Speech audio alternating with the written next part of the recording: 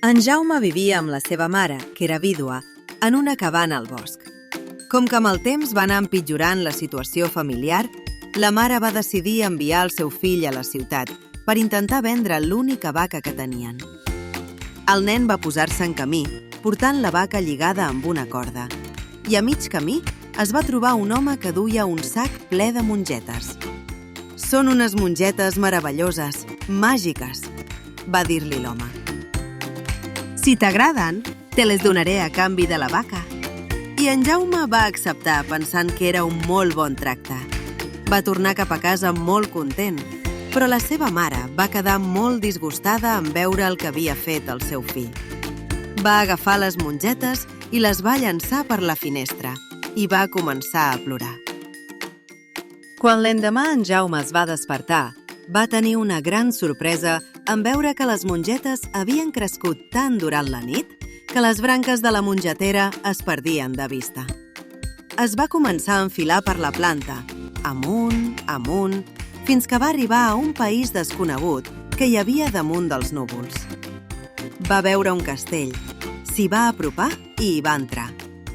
Allà hi va veure un gegant malvat, al que li agradava menjar nens i que tenia una gallina que posava un ou d'or cada dia.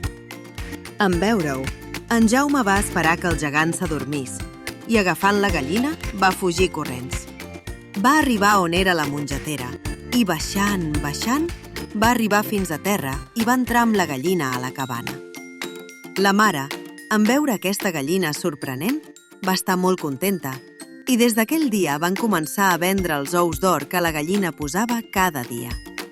I així van viure força bé, durant molt de temps, fins que la gallina va morir de vella. Llavors en Jaume va decidir tornar a pujar altra vegada per la mongetera i va anar cap al castell del gegant. Es va amagar darrere una cortina i va poder veure com l'amo del castell, aquell gegant al que li agradava menjar nens, anava comptant monedes d'or que treia d'una bossa de cuir. En Jaume va tornar a esperar que el gegant s'adormís i, agafant el sac d'or, va començar a córrer cap a la mongetera gegant per tornar a baixar a la cabana. D'aquesta manera, mare i fill van tenir diners per viure molt de temps.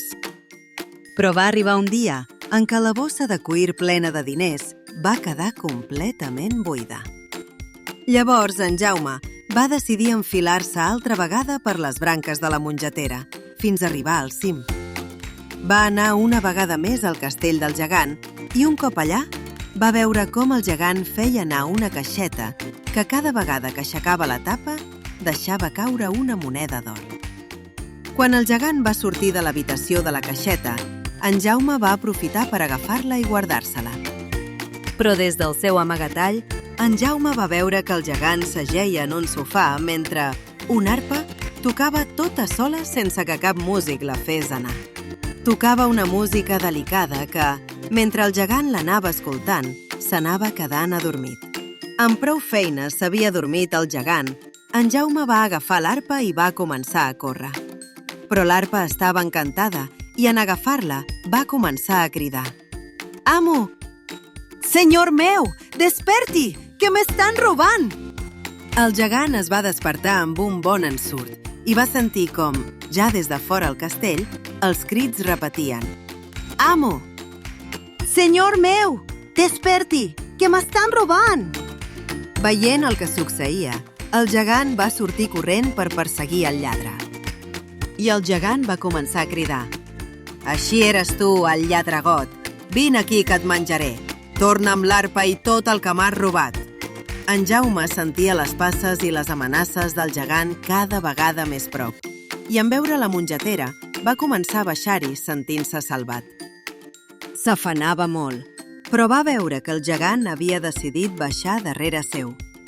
En arribar a terra, en Jaume va començar a cridar a la seva mare: «Mare! Mare! Porta'm la destral!»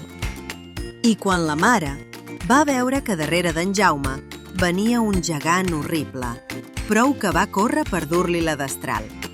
En Jaume va tallar la mongetera, que de seguida va caure juntament amb el gegant, encara era ben amunt. D'aquesta manera es van estimbar mongetera i gegant a terra.